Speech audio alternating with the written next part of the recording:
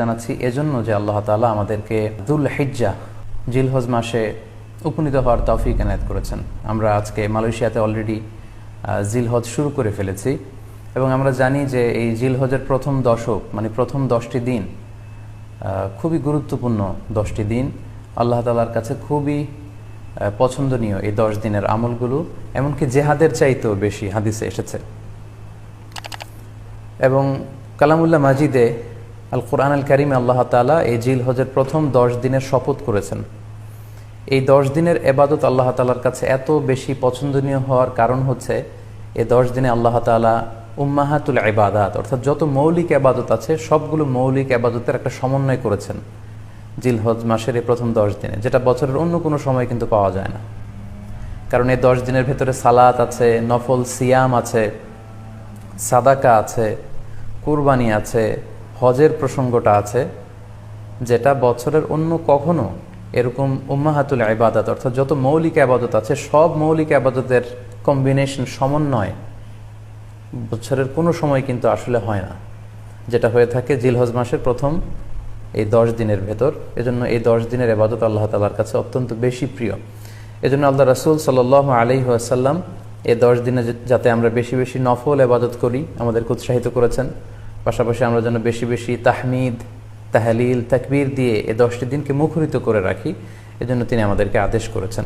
এজন্য এই 10টি দিনে আমরা যেন বেশি বেশি সুবহানাল্লাহ ওয়ালহামদুলিল্লাহ লা ইলাহা ইল্লাল্লাহু আল্লাহু আকবার এই আজকারগুলো যেন আমরা বেশি বেশি পড়ি।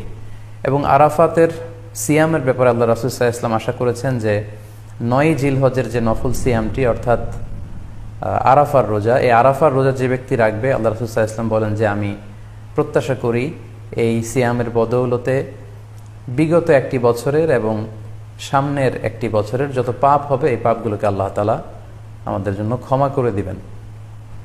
এবং জিলহজের 9 তারিখ ফজর থেকে কিন্তু আমাদেরকে ওয়াজিব তাকবীর পাঠ করতে হয়। আমরা জানি সেটা শুরু হয় আরাফার দিন ফজর থেকে। 9 তারিখ ফজর থেকে শুরু করে 13 তারিখ আসর পর্যন্ত এই তাকবীরগুলো প্রত্যেক সালাতের পরে পড়া আমাদের জন্য আবশ্যক। আমরা যেন এই নফল আজকারগুলো, এই নফল তাকবীরগুলো যাতে আমরা বেশি বেশি করে দেই। এবং যারা কুরবানি করার জন্য ইচ্ছা পোষণ করেছেন তারা যেন এই 10 দিনের আগেই তাদের মাথার চুল এবং নখ কেটে পরিচ্ছন্ন হয়ে যান এবং জিলহজের এই 10 দিনে তারা যাতে মাথার চুল না কাটে এবং হাতের নখ না কাটে, এই মর্মে আল্লাহ রাসূল সাল্লাল্লাহু আলাইহি ওয়াসাল্লাম আমাদেরকে গাইডলাইন দিয়েছেন। সব মিলে আল্লাহ তাআলার কাছে এই 10টি দিনের ইবাদত খুবই প্রিয়। এমনকি হাদিসে এসেছে, যেটা আমরা বললাম যে জেহাদের চাইতেও বেশি প্রিয়। এজন্য এই সুবর্ণ সুযোগটুকুন যেন আমরা কখনোই মিস না করি।